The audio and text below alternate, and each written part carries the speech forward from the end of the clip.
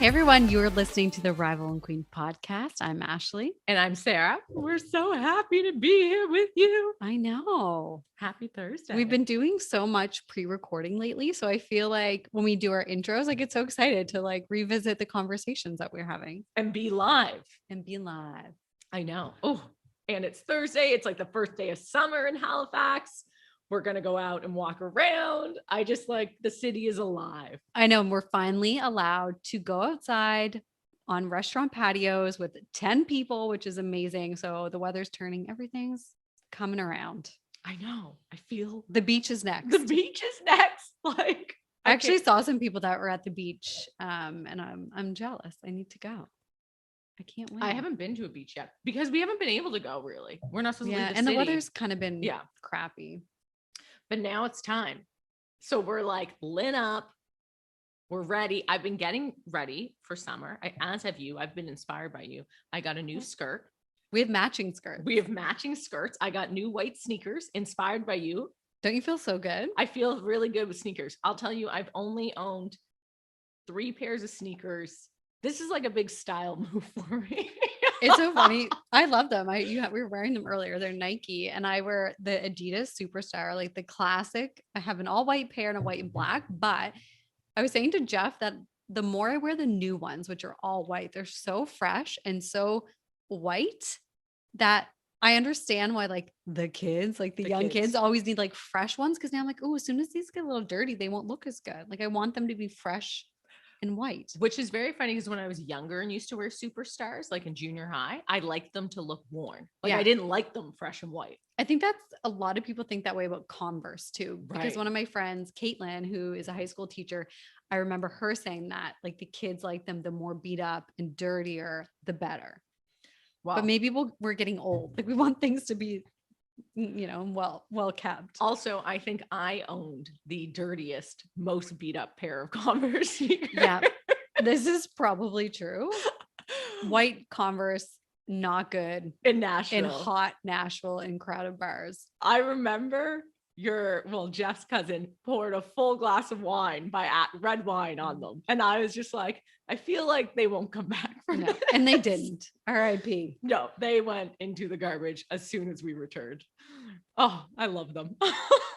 I love it too. So Sarah, I was just telling you, and I have to tell you more about my online shopping extravaganza. I want to hear. I don't know what's come over me. I think it's because we haven't been able, I have done some curbside pickup and some local stuff here, of course, but then there's always things you can't get.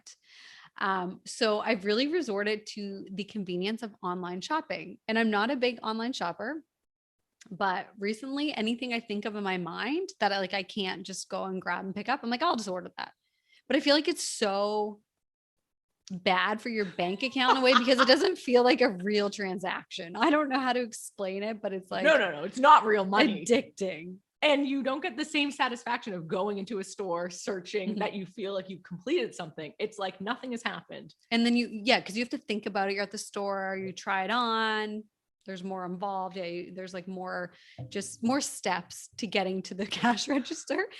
But I have to say, we've got a concierge, like a guest service here in my building. And anytime they message me and say, oh, we've got a package for you, I'm so excited.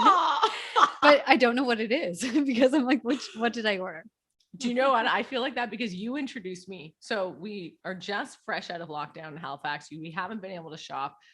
And I almost never order from Aritzia online because it never goes well for me. Mm-hmm. But you introduced me to the fact that I can call the store. We've got a hookup.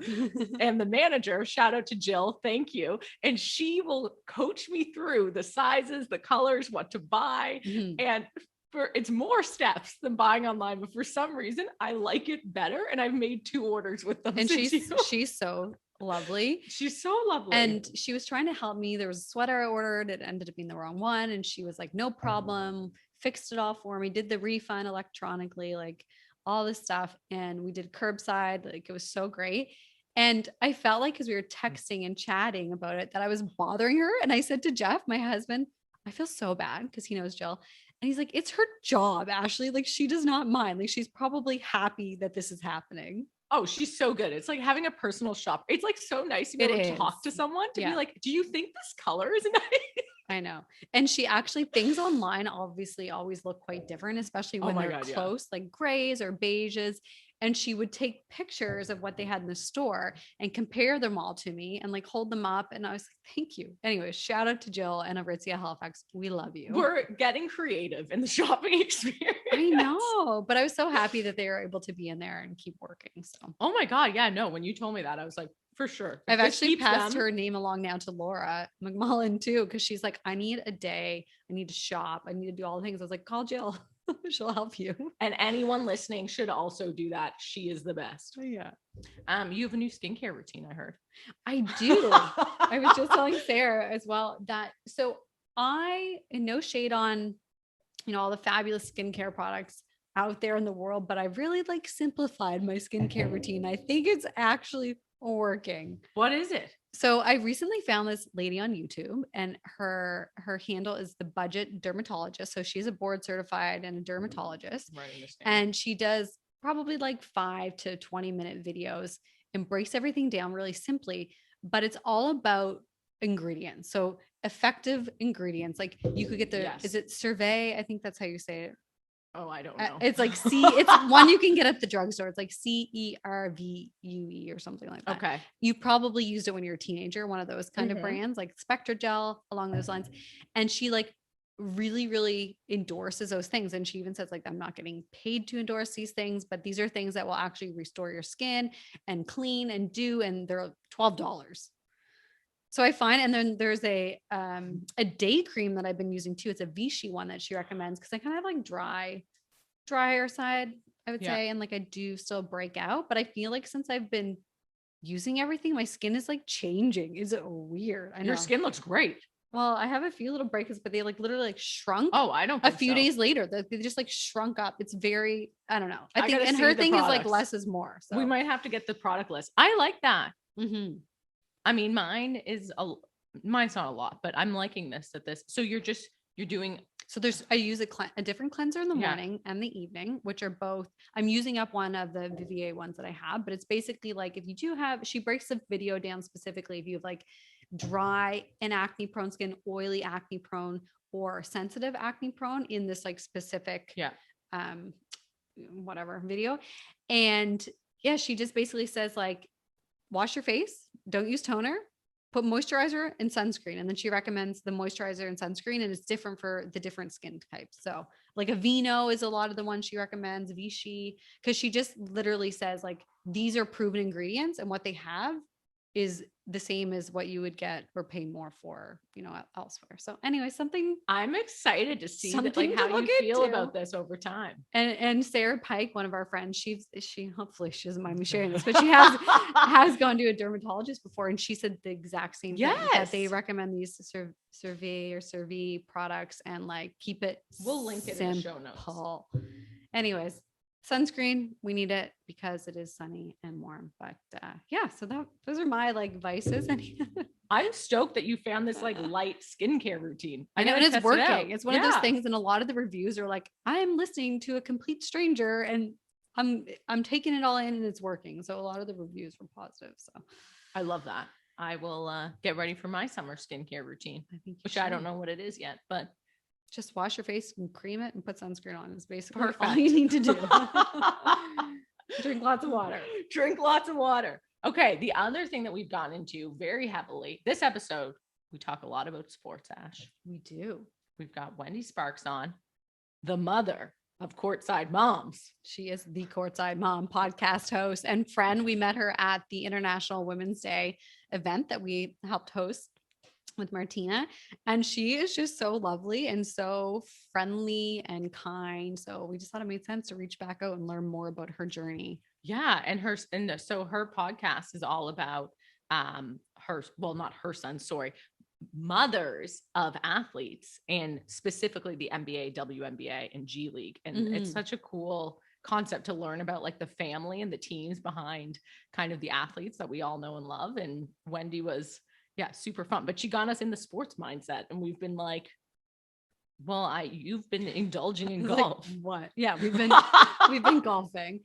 But no, it's so true. And I think that most people, whether it's a sport or some type of performing arts, whatever, music, that everyone can relate to, like doing something or being attracted or good at something from when they're young. And who's there to pay for those things and take you there and support you is your parents. Well, and also like, it's crazy that if your child is that good, like that's its own world, and you have to learn how to navigate it to even get them seen by the right people and in front of the right people to get the opportunities for them to advance and move forward. And it's kind of cool. In the episode, we talk about her son's journey, Khem Birch, to playing with the Orlando Magic, then the Raptors.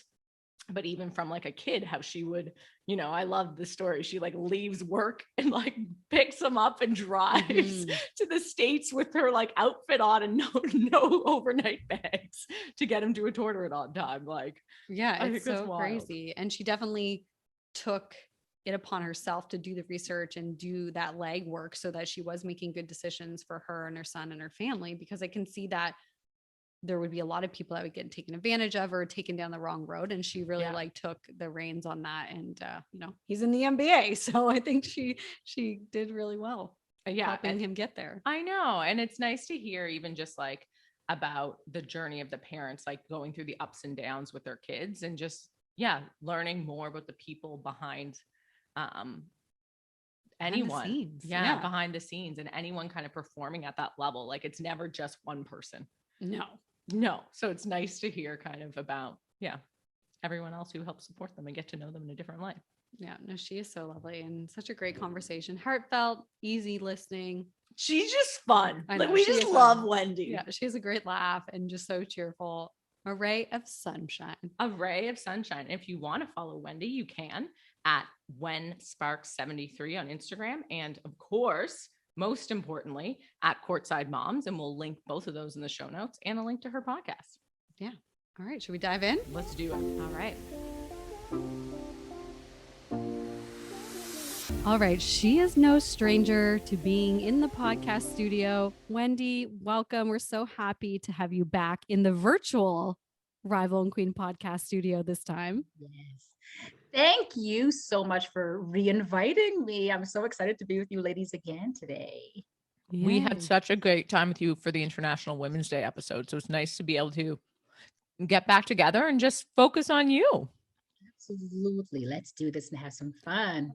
Yeah, because that was really just that was the first time we had met. We've, of course, followed Courtside Moms, your podcast, from afar, and you were recording, kind of sharing space, I guess, with us at BMV Media. So that was the first time we had met during that episode. So it's really nice to like get you one-on-one and find out more about Wendy and Courtside Moms. Absolutely. Yay. So tell us right now, you're down in the States with your son. I am. So right now I'm in Orlando. This is before my son was playing with the Orlando Magic, and he has a home here. And then recently he was waived and is now a Toronto Raptor. Yes. Back in Canada. Yeah. That's it. However, they were located in Tampa, which is about hour and 50-minute drive from here. So I actually flew into Tampa. I was there for a few days, saw a couple of games, and then now I'm sitting in his home, just hanging out with the family and just waiting for him to come back because he's actually in Chicago now. The Raptors have a game tonight. Oh, amazing. That's going to be such a big change for him to go from sunny sunny Florida to Toronto. Yeah. Well, actually, it's a blessing for him right now because they're in Tampa. So he's only an hour, like I said, hour and 50 minutes away from his house. So he didn't have to do that mad dash to Canada, you know what I mean, yet. Mm-hmm. So, I mean, nobody knows for how long they'll be here, but for him right now, it's a plus. I mean, of course, he wants to get back to Canada, but let's hope that they don't go back in December. Because that'll be a shock. It would be a bit shocking for him. Yeah. Yeah. From the pool to the ice rink. Yeah. Amazing. Well, and it's so nice to hear that because so much of your journey with Courtside Moms is tied back to your son and the journey you guys kind of shared together on his way to the NBA, right? Yes, ma'am. So all that started because for the longest time, I'd be at the gym and I'd be talking to players, I'd be talking to parents, and then moving along as my son progressed in the different stages and platforms, I just noticed that people really don't know the players. They really don't. They just know them as the athlete, the basketball player, the success, you know what I mean? But they don't understand where it all started and where it all came from. And they're really the backbone of them becoming professional athletes, because it's not easy. So I kept saying to myself, no, these stories need to be told. Like someone has to be out there and talk about the real, true journey of the players. And I thought, there's nobody better in my mind to talk about these stories other than their moms. And that's really how Courtside Moms, the initial idea in my brain came along. So I love that so much. And I think it's such an interesting side of a player. Like if you think about any athlete, like you said, you only know kind of bits and pieces of what they put out there or their like performance, but it's so fascinating to actually be able to kind of get these backstories and learn about them as individuals and how they interact with their family, right? That's like yes. that's who you are. Oh, for Those sure. I mean, they're stories. no different than us, right? I mean, at the end of the day, you know, I mean, I speak to WNBA moms, NBA moms, G League, and overseas. So pretty much a professional basketball player, right? Anybody who's in the professional realm. So I speak to their families, and they're no different. Just a bank account. You know what I mean? That's true. We Other love than this. that, but it's true, you know, other than that, they're just regular guys or girls, and they eat the same food we eat, and they grew up the same way. You know, I mean, a lot of people grew up with the, you know what I mean, at the park and the scraping of the knees and the crying, running for mom, or at the gym.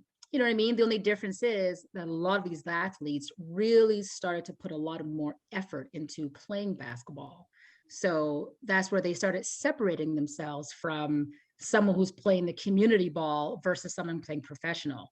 At one point in their lives, they decided, you know what, this is what I want to do. So let me just push it a little bit more, and had the backing of their moms. And here they are today. Yeah, that's so true. And when you started that journey reaching out to moms in the NBA, once you or any the other leagues as well, the WNBA and the G League, what was that like for you to actually connect with these moms that you probably wouldn't have came across before ever on a podcast? And how did they kind of receive your invite to being on a podcast talking about their son or daughter's journeys? I think it came as a surprise to a lot of the mothers, because they were like, you're interested in me? Right. You know, I'd be like, of course I'm interested in you. You're the mom. Like, you know what I mean? Because a lot of parents don't get any kind of recognition whatsoever. And I kept saying, well, absolutely, I'm interested in you. I want to know your story. Tell me about your story, and then your son and daughter stories, but through your eyes. So at the beginning, some of them were really shy.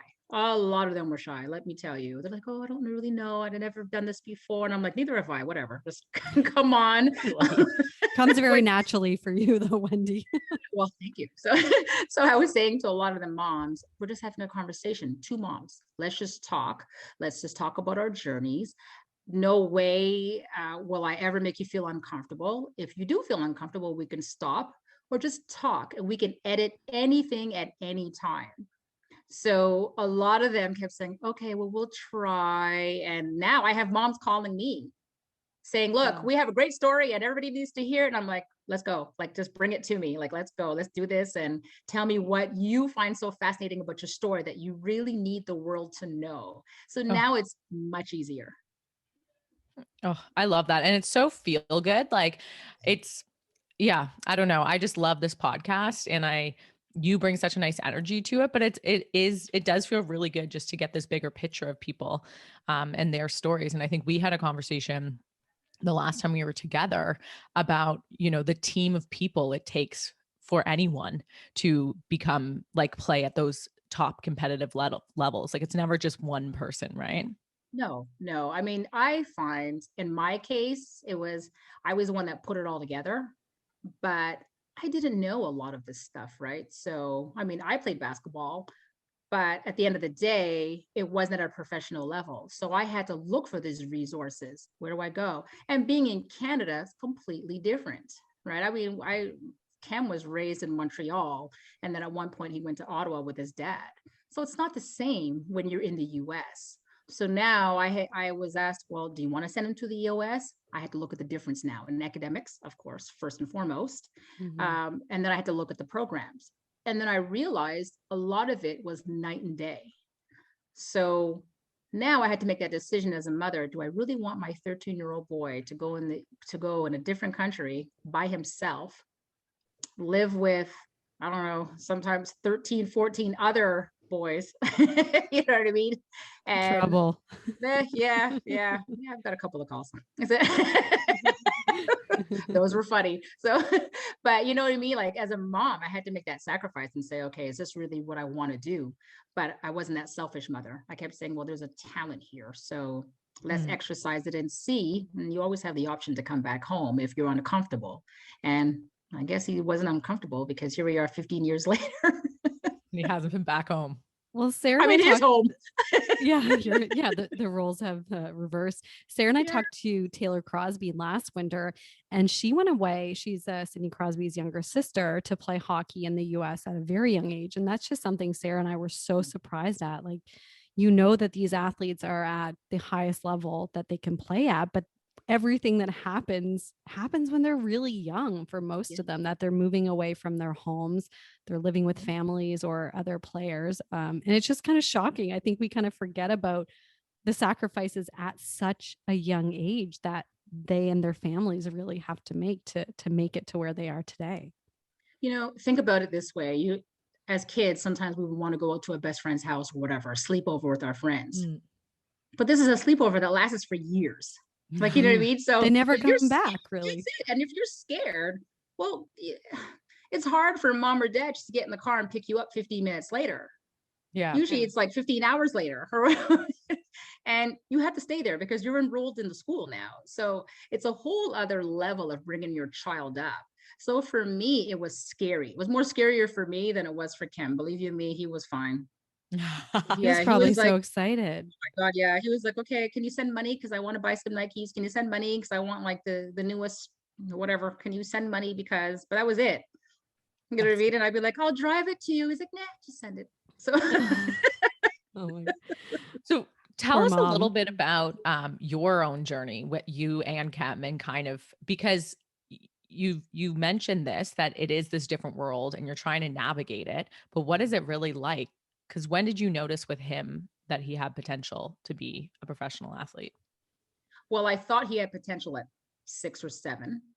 And that was just my natural instinct because he was tall. I mean, really, it was just that thing. Oh, my kid's he's taller than the teachers. Let's put him in basketball. And he was in kindergarten. So, but he didn't like it. He absolutely hated it. And he became one of the best football players I know. Fast forwarding 7 years later, he decided that he didn't want to play football anymore. And he started playing basketball by fluke. And someone said to him, do you play basketball? And he says, no. He says, well, you have great coordination, great hand and feet coordination. And I said, well, yeah, because he played football. And he says, yeah, no, we're going to talk about this basketball journey that I think you should be on. And next thing you know, I was like, okay, now I'm seeing my son playing basketball in the gym. I'm seeing him shoot. I'm seeing his form. I recognize this from me playing basketball. And I was like, okay, he has a little talent here. Let's see what we can do. And I immediately started making calls and saying, okay, what now is NCAA? What does that mean? What is college ball? I used to watch it all the time. I used to watch NBA all the time, but it was just TV. Now I have a child who has a possibility of actually playing in this platform that I just watched and never thought it was professional. Never thought in my mind that NCAA is a route to getting to professional. I just thought they were cool games that I loved to watch. NBA was entertainment and I would shut the TV off, go about my business. Now my child has potential to actually make money doing this. As a parent, you think, I don't know, lawyer, doctor, whatever. You don't think basketball player as a profession. So once I realized this, I said, okay, I have to figure out a way to get him there. So I started calling schools and asking them, how does it work academically, Canada to the US? What do we have to do? What do we have to do to make sure he has the 16 core courses, which is what the NCAA at the time required? What do we have to do for living arrangements? What do we have to do for him to get a scholarship? Because I certainly couldn't afford $45,000 a year. You know what I mean? That's It a was lot. that was just that's like someone's salary. You know what I mean? So I kept Mhm. saying, I can't afford that. And then turns out they were saying, oh no, hold on. This boy has so much talent. And next thing you know, we were getting letters and letters and letters, shoe boxes of letters from different schools that half them I never even heard of. So now my research started. Well, research was over the phone. There was no Google. I didn't, you know what I mean? It was all it was a lot of long distance phone calls, a lot of, you know what I mean, at the pay phone, trying to put the quarters in because it's expensive. Oh my God. So a lot of visiting. But let me tell you, I would not change that for anything. It was such a great journey with Khem and I getting in the car and I'm saying, come on, let's go. You have an AAU coach now in Montreal at the time was interested. Ottawa, he played. Toronto, they were interested. And they would take him to the US and he would play competitive ball. And that's how his journey started.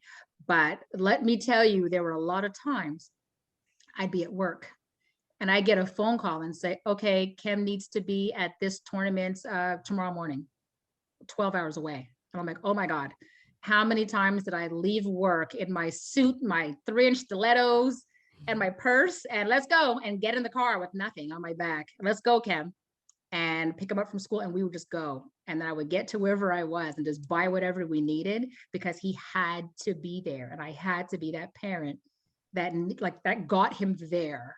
People saw some sort of talent in him. I saw it. Let's put it together. And that's really what our journey was like on the road, me and Khem for years. That's So amazing. crazy. How does he Yeah. kind of think about that now, 15 years later, when he, realizes my mom was a big piece of helping me get here? Because it sounds like you took a lot of control in a good way. Like education was important. You talked to the right people and did the right research. So how does he kind of like, appreciate you now for doing that for him?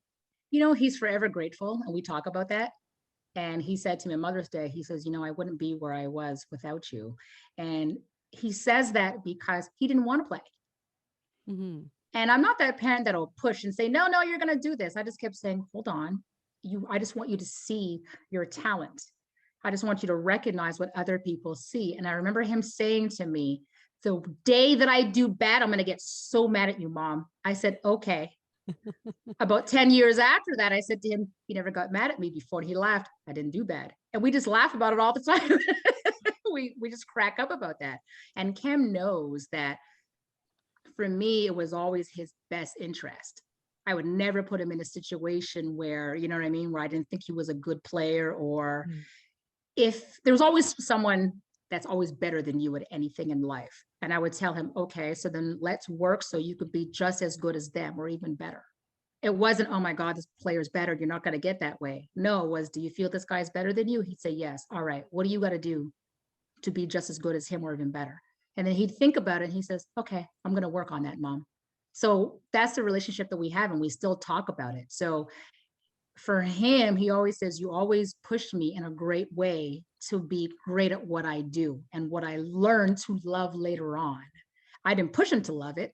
I just told him, you know, I think you should just exercise this and see how it goes. And now look at him now. Now he absolutely loves it. He can't live without basketball. Yeah, he And gets to he's do like built his something. life around it. Yeah, Yeah, he that's loves it. and is good at. Yeah, who knew? It's You so did. nice to hear. Yeah, it's and it's nice to hear kind of that experience that you two had together and even just how he was reflecting on it now because Yeah. it's like it's crazy to me. I like would know what to do or how to find my way if I had a child who, you know what I mean? It's a lot to navigate. It is. I mean, Sarah, I didn't know either, right? But I was like, okay, let me see, who do I ask? So you start with the coaches because he was playing basketball at the time on a team, right? So I was asking them. Then they would say, okay, go here. I was like, okay. But after a while, I was like, well, this is uncomfortable. I don't like this route. How come you're saying that this is the only route? And I was like, hold on a second. I'm that parent that if you tell me, you know, there's A, B, and C, oh, there's got to be a D. So I'm going to look for that D just in case, right? You know, so, and I did. And I look at the D, E, and F, and I was like, okay, hold on a second. Like, there's more options here. There's a whole world that I didn't know. So I wanted to explore. I couldn't sit back and let people tell me that this is the best route for my kid. I knew what was best for him, right? So I listened and I learned the industry. I didn't sit there and think I knew everything, because I didn't. Honest to God, I didn't. But if it didn't make sense, then someone had to come to me and make sense of it, or you're out the picture and I'm going to go somewhere else to make it make sense. And that's exactly what I did. So let me tell you, there was a lot of navigation where we were steered the wrong way, but thank God I'm that person that asks a lot of questions. And I was like, no, we're good, but thank you. And I'd hang up or close my front door or something, but because it's my kid, right? Yeah. People will get what they want out of your children, believe you me. And then once they get it, they walk away, and it doesn't make a difference, the effects on these kids. And it's a lot. A lot. You imagine these kids go from nothing to instant millionaires. Yeah. That's wild. And it's Yeah. so nice that you recognize his natural talent that he just had, because, and I mean, throwing a little shade on some of the parents out there, but they really do think that their children will be the next superstar in some sport, but like they don't have the foundation, they don't have the natural talent. And I feel like it also sets up the kid for failure, because they have these false hopes and the parents are telling them you're the best, and they're just not. And it's so, you see it all the time now, especially in younger kids. It's interesting. Well, even with the most talented kids, right? I mean, I remember my friends telling her son all the time, oh, you're going to be in the NBA, you're going to be this, you're going to be that. And I'm like, no, he's not. Like, don't tell him that. And she used to say to me, no, I have to tell him that because it pushes him. I said, no, you're setting him up, like you said, for failure. I said, stop, because you have to realize you have thousands of NCAA players, thousands. Look how many schools there are. There's only 60 spots a year in that draft.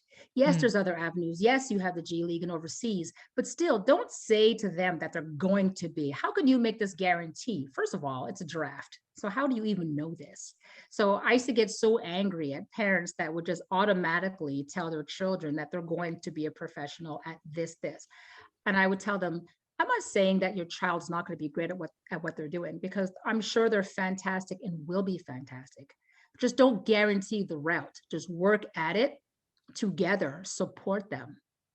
And you know what I mean? And help them get there, but don't tell them that it's a definite that they're going to be there, because that's just devastating to a kid.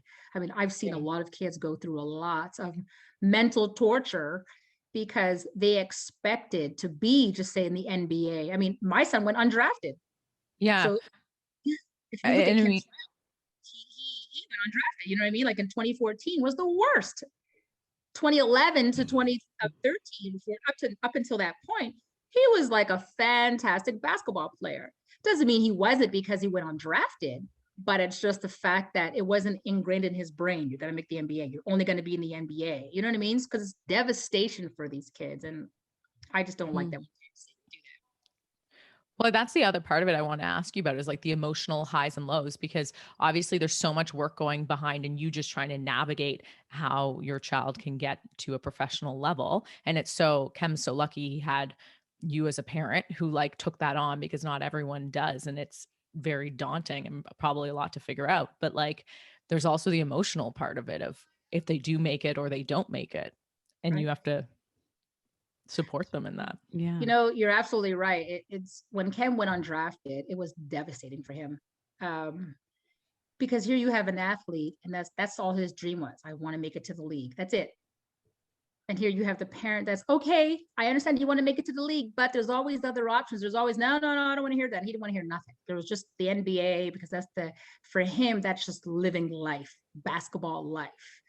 But now going through his journey, and he and I talk about it all the time, he always says, I'm glad I went the route that I went. So he played in college, he played Pittsburgh, then UNLV in Las Vegas. Then he went undrafted, and then he played the summer league. So in the summer league, you get to play for different teams.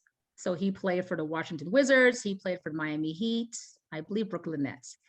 Miami Heat kept him until October 1st and waived him.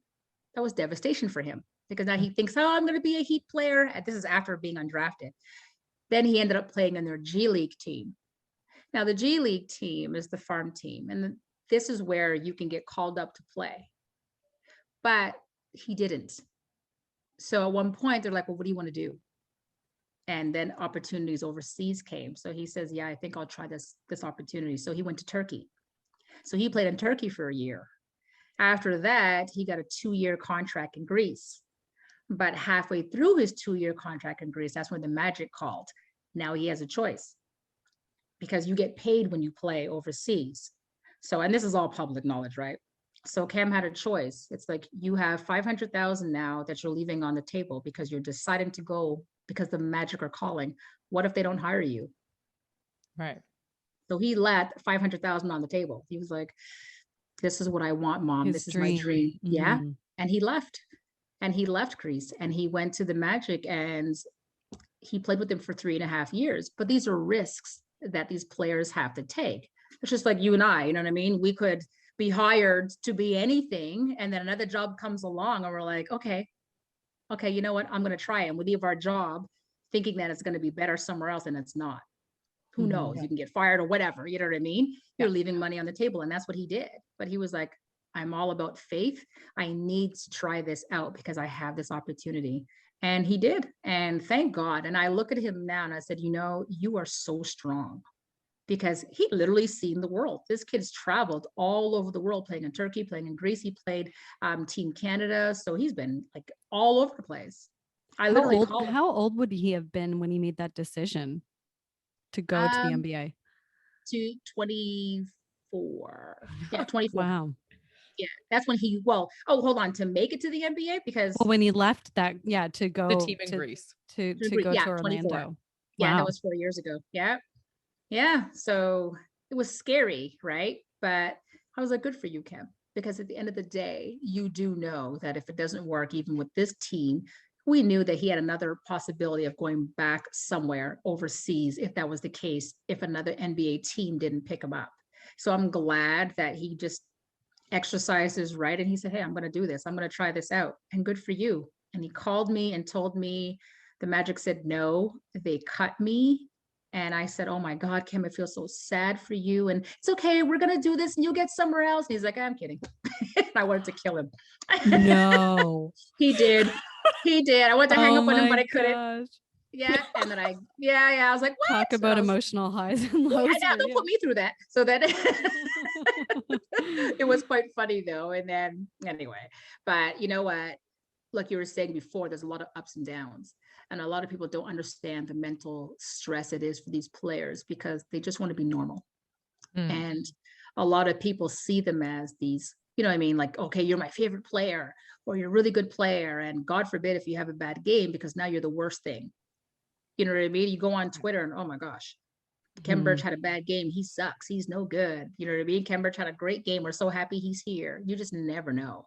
Yeah. You just, and it's a lot of mental pressure because they just want to make everybody happy. They just want to play their game and be recognized, you know what I mean, as these humans that are just playing a sport. They're playing a game. Yes, they're getting paid for it, but it doesn't mean that because they're thrown all this money that all of a sudden they can't be nothing less than perfect. Yeah. And that's what you just have so many eyes on you. Yeah. Oh my God. Yeah. Eyes. You imagine you have the fans that you have to make happy. You have your front court you have to make happy. You know what I mean? You have the back office, you know what I mean? Your team, you have to make everybody happy. Yeah. Referees, you know what I mean? So it's ridiculous, but that's just the life of being a pro athlete in any sport when you think about it. Yeah, a lot of pressure and a lot of people that you're expected to kind of, hold up, keep this level of whatever they think that you are and stay there, but it's hard. So, well, we're so happy that he's there and in the NBA and he's living out his dream now with the Raptors. We'll be able to cheer him on extra next, or he's there right now. He's playing with them right now. So tonight, he's playing with them right now. Yeah, they didn't make the playoffs. So they have 3 more games. So it's today, tomorrow, and Sunday. They have a home game in Tampa, and that's it for the season. And then he goes to what's called a free agency period. So right now he was waived to the Raptors for the rest of the season. So technically until Sunday. Okay. Free agency period is going to come. And now this is where all the offers come. And of course, you know what I mean? His desire is to stay with the Raptors, right? You know what I mean? But he has to go into that free agency period, which is upcoming in August. But I mean, all roads point to the Raptors, and that's where he wants to be. Yeah. So Our fingers are crossed for him. yes, he wants to stay home, right? So So cool. Well, we are so grateful that you're able to kind of show us this side of the business and this side of their journey through Courtside Moms. It's such a great glimpse, and it's nice to hear your story too. thank you. So tell us, Wendy, what is next for Courtside Moms, for you and Courtside Moms? Well, so Courtside Moms is, I just love this show.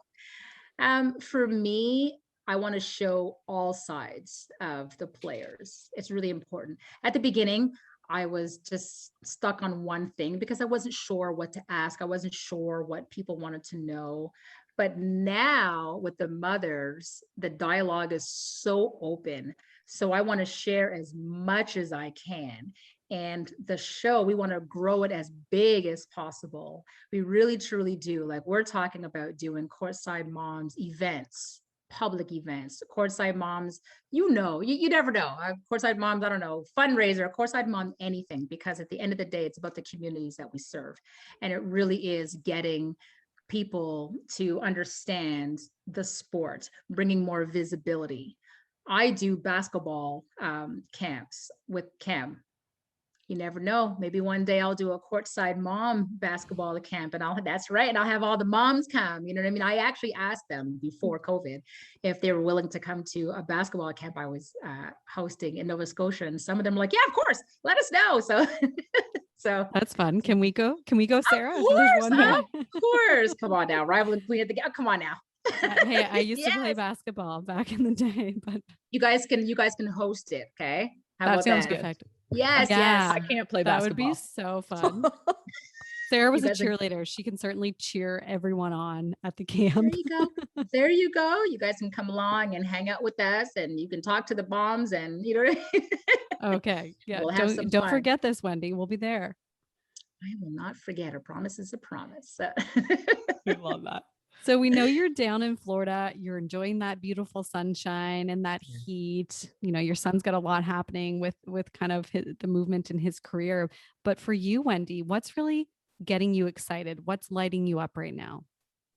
Just the fact that I am so close to him. Before this, I hadn't seen him since 2019. And I tell everybody, which is funny, the last time I saw him was November 20th, 2019, when the Magic played the Raptors. So it was even funny. We were in Toronto and I flew down there to go see him play. And I was so excited. And then a couple of months after, I was supposed to go back, and then COVID hit, so I couldn't. So now just to see him, like when I got to Tampa a few weeks ago, my heart was just beating when I seen him. Oh, like I see what I mean? It's like he's 6'9", but I don't care. You're still my baby. You know what I mean? Like I'm jumping and I'm hanging off his neck. And he's like, hi, Mom. It's just cute. So for me, my kids are everything to me. And I haven't seen Khem in so long. So being here with him, like he'll be here in a couple of days. Just being in the same room with him will be everything to me, because it's been so long. It really has. Like, it just makes me want to cry. Oh, and after that, I got to go to Montreal and see my other baby. But for now, enjoy it while you're there. Yes, but for now, like for example, we went out for Mother's Day, and it was the first time that he and I had Mother's Day together, and I don't even remember the last time. Years. And we went on a boat ride together, and then we went on a dinner date together, and it was just nice just to talk. And we laughed for hours about nonsense, just like stupidity, but it was our stupidity. We were talking about old music, we were singing songs, stuff I love it. Yeah, stuff that we miss. Khem, I used to love the band, I still do, the band Jodeci. Khem grew up in Jodeci. So we're in his car and he's playing Jodeci songs for me, and I just the littlest things, right? But for me, it was like nostalgia. Do people, when, especially because now you're down there and you were out to dinner and out with him, do people recognize him, especially in Orlando when you guys are out and about? Yes, they do. They do. And in Tampa too, when we went to a restaurant in Tampa, It was funny. And I see people staring and they're looking. They automatically assume it's a basketball player, first of all. I mean, I was going to say he's 6'9", he's so tall. so you're like, He's probably got this sweat. You know what I mean? Like you can tell a professional athlete. I find like they're just dressed. They've got this like je ne sais quoi. I don't know. Yeah. It was funny. And we walked into the restaurant and I'm like, oh Lord, here we go. And everybody's staring.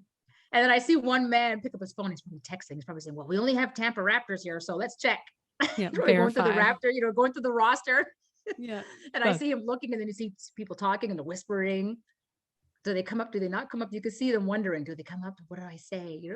So a couple of times, not since I was here, but a couple of times Khem and I would be out and people will ask him, are you Khem Birch? And he's always, no. He walks away. That's so funny. I mean, random people come up to Sarah and I sometimes in Halifax, could be at the gym and say, oh, I've listened to your guys' podcast. And we want to like die of happiness. We're so amped that someone has listened to a podcast. So it's always fun. Of course. Tell Khem to hug them. You know what? It's funny you say that. I was laughing. I talked to a lot of the moms, as you know, and we always talk about our boys and how it's not everybody gets to be with their mom. So now we have like designated moms, you know what I mean?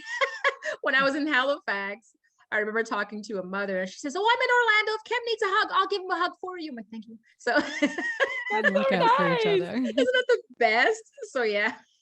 Speaking of hugs, Cute. yeah. I keep telling, if you get a random hug from a lady, just it's okay. I sent her. He's like, oh God. He's like, great. Wendy, where can people find you online and Courtside Moms? Courtside Moms. This is my favorite line at the end of all my podcasts. You know what I mean? Tune in wherever you find your podcasts. So everywhere. Everywhere. Yeah. Before, you have like these little, well, you can find it on Apple, you can find it on, now we're like, oh, now we're everywhere. Now we are everywhere. And it's a blessing, right? Because this is a new world for me. Mm-hmm. So I didn't understand how it worked. I was like, do you have to go to a specific spot to find Courtside Moms? Now, when I speak to people, they have all these different platforms. And a lot of them, I'm like, where's that? And they're like, oh, don't worry, you're on it. Ah, okay. So really right now we're everywhere.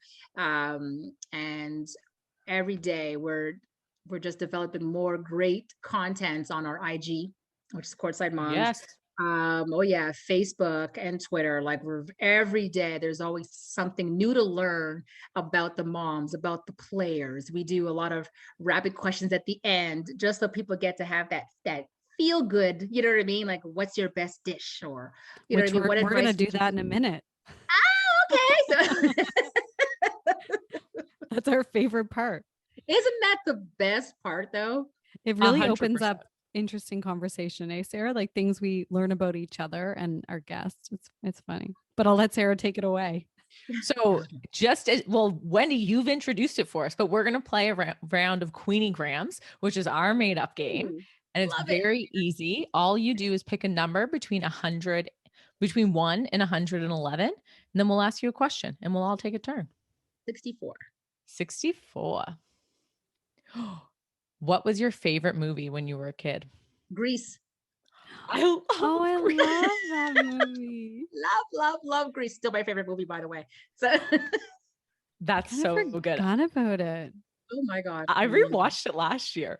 Really, eh? My niece and I used to watch it together all the time. Like, love that movie. My mom and I were just talking about it the other day. Danny Zuko? Yes. He had the moves. Listen, let me tell you, Grease Lightning, don't get me singing. I know.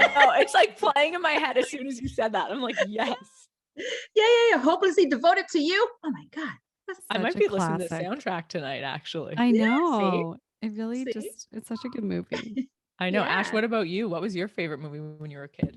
Oh my gosh, so many. I really loved The Parent Trap, the original, and then the Lindsay Lohan remake. My mom had introduced me to the original one, and I used to watch that movie. Like I had it memorized. Oh yeah. I've never seen the original, but I do. I did love Parent Trap. I don't know what my favorite movie was when I was a kid. I'm like blanking right now. Ooh, I really like Clueless. Oh yeah, that's a good one. Yes. And Now and Then. Now and Then I really like. Oh, Now and Then. That's a good one. I love that. Oh, so good. Ash, do you want to pick a number? Yeah, let's go with 99. 99. Okay. Oh, if you came Is with it a a good warning one? label, what would it say? Wendy, you're gonna have to answer this too, so get thinking. Oh my goodness. I want to say a warning label. So something that people need to know. Fussy. Do not agitate. Yeah. Very particular, must do things a certain way or will explode. Love that. Love that. Yeah. What about you, Mm. Wendy? What's your warning label? Do not touch. Very hot.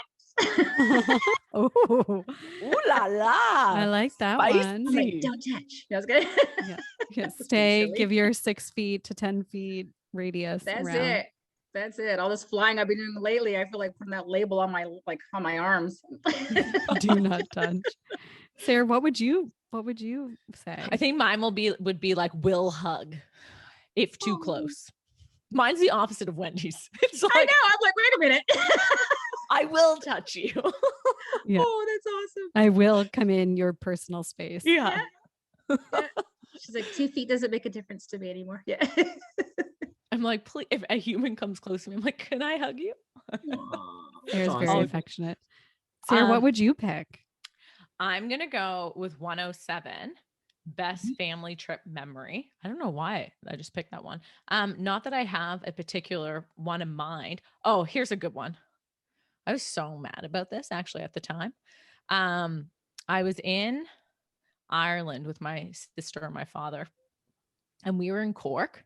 I mean, it's a really, I don't know if this story actually paints Dad in a good light, but Sorry, Tim.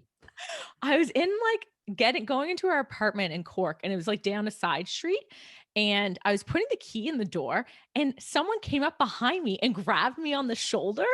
And it was Dad, like trying to scare me, like surprise me. But I like turned around to punch him with the keys between my knuckles. Good girl. Except it was Dad. Oh, it scared the life out of me. But it's like, it's become like a really funny, and he felt horrible. Like he wasn't thinking of the lens of like a woman alone on the street in a foreign different city. country. Yeah. Yeah. That wasn't the lens he was viewing it from. He was viewing it from it would be funny. And in his defense, a big portion of my life is figuring out how I can jump out and scare people. So it was just like he took the opportunity he had. And it sounds like it worked. Yeah. That's It was funny. like a funny memory though. Aw. How about you, Wendy? What was yours? Oh, actually, Khem and I were on the road. Of course, as we always were. So just Khem and I, wasn't the whole family. And it was so sad. This was the moment Michael Jackson died. And we were in a tournament. He was in a tournament in Boston. So we were driving around the place, and I remember hearing, we're driving on the street, and every car was playing Michael Jackson music. It was a little bit after like 45 minutes. I'm like, that's a lot of Michael Jackson music. You know what I mean? And I said, they're going on like something happened, like he died. And as I'm driving, now we come to a stop, and I hear them say, yeah, it's official, folks, at 1 something, Michael Jackson has passed. And I'm like, no. And Khem's like, put the gym bump. And, and I'm driving on the highway. I'm going, crying and going on. And my GPS said, there is no route to your destination. So we were lost in Boston. He couldn't get. I felt so bad for him. I was too busy crying. Michael's gone. And Khem was like, God.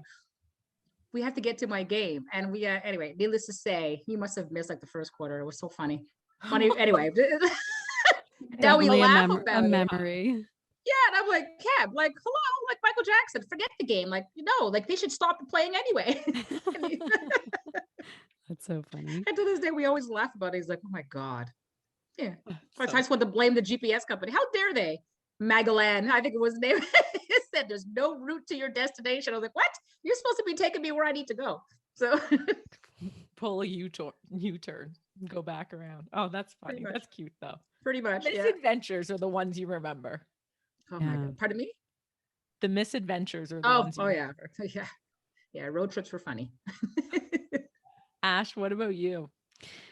I wanted to say when I went to Florida, but then another one popped into my mind when I was younger. And my uncle took my brother and my cousin Amanda and I to Canada's Wonderland just by himself. And he and my aunt didn't have any kids. So he takes these three kids, and it was just like the best day. He let us get t-shirts. He let us do everything. We saw VJs from, I want to say Much Music, you know, what was the YTV or whatever. And it was like Yep. the best day of our lives. Anyways, that was a great trip. That's No, awesome. no misadventures in that particular day, but like we had a blast, and I just love thinking about those times as a kid. Oh, that's awesome. I love that. Well, Wendy, thank you so much for coming on with us. This is just so fun to be able to chat with you and catch up and learn more about you and Courtside Moms. Oh, I'm so excited that you guys had me again. Really, I really appreciate it. I really think it's important for first of all, for us to network, have some fun Yes. together. You know what I mean? Yes. Yes. And it's important for us as podcasters, right, to get stories out. It's really important. So I thank you guys for what you do, because it's important for people to understand. You know what I mean? Our world is a little bit different now. So your platform as well is helping getting words out for whatever subject that you guys talk about. It's important because if you find it important to talk about, then it's something that everybody else should know about. And which is Totally. why, absolutely, and which is why I do Courtside Moms. I believe it's something that should flourish and allow moms to speak and not be afraid to speak. And I'm blessed that this now is a happy space for a lot of these moms, and they call me and tell me that. Like I've done 60 episodes, I believe, so far, and every single one of them have followed up with a text, a phone call, an email. Thank you for allowing me just to be me. You know what I mean? You're so cool. And now we're friends. Oh, So that's it's awesome. it's important, right? So thank you, ladies, for having me on. Thanks so much, Wendy. And we wish you all the best and all the success with Courtside Moms. We'll be listening along the way.